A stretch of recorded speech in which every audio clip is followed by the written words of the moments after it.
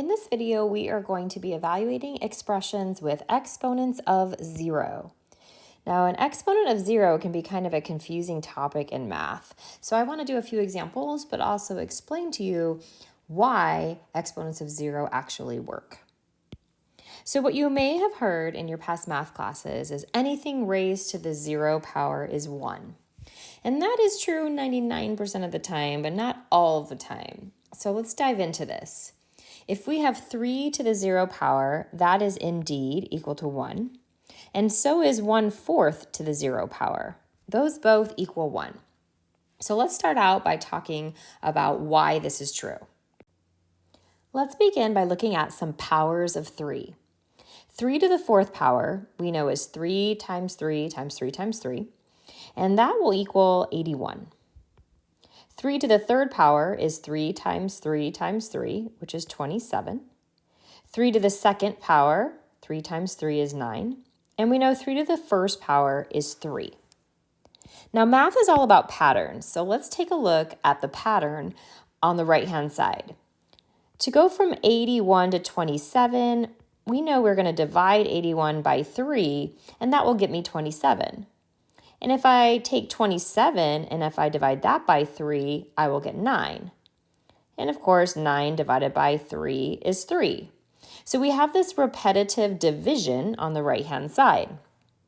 If we look at the left-hand side, we see that the exponents are all decreasing by 1. We started with 3 to the 4th power, and then we went to 3 to the 3rd, and so on. So on the left side, the next entry would logically be 3 to the 0 power if we're going to continue with this pattern in the exponents, where they decrease by 1. But again, we want this pattern to remain true. So if we continue with this division pattern, where we're dividing by 3 each time, then we can see we're going to have 3 divided by 3. And sure enough, 3 divided by 3 is 1. So this is a great way to see why 3 to the 0 power is going to equal 1. But take a look. I didn't have to just choose a base of 3. I could do this with a base of 2. Or really, I could play with a whole list of other bases. Watch how it works with a base of 2 as well. 2 to the 4th power is equal to 16. 2 to the 3rd, 2 times 2 times 2 is 8. 2 to the 2nd is 4, and 2 to the 1st is 2. So once again, let's analyze the pattern on the right-hand side. We know we can take 16 and divide that by 2, which gives us 8.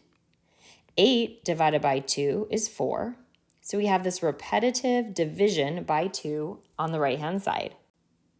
On the left side, we see that the exponents are all decreasing by 1 again. Therefore, the next entry on the left side should be 2 to the 0 power. So if we maintain the pattern of division on the right-hand side, then we are going to divide by 2 one more time. And again, we have 2 divided by 2, which certainly is equal to 1. So 2 to the 0 power is also equal to 1. So that explains why we have 3 to the 0 power is equal to 1 and 1/4 to the 0 power is equal to 1 as well. Let's look at some more complicated examples. Let's say we have -3 times the quantity 5/2 to the 0 power. Now here we do have to be careful. We have to notice that this exponent of 0, it is only applying to what is in the parenthesis. It does not apply to that -3. In fact, the -3 does have an exponent. It has an exponent of 1. So this is really like -3 to the 1st power times 5/2 to the 0 power. So -3 to the 1st power is just -3. But now we know that 5/2 to the 0 power is 1. Therefore, our final answer here should be -3. So -3 times 5/2 to the 0 power will just equal -3. Let's look at one more. 4 times the quantity 6 raised to the 0 power. So same idea here. We have to realize that the 4 does not have the exponent of the 0. the 4 is really being raised to the first power and then getting multiplied by 6 to the 0 power. So we know that 4 to the first power would just be 4, but then 6 to the 0 power is 1. So this will be 4 times 1, which leaves us with just 4. So we say when we have an exponent of 0 that our value should equal 1. And the only exception to this rule is when we have 0 raised to the 0 power.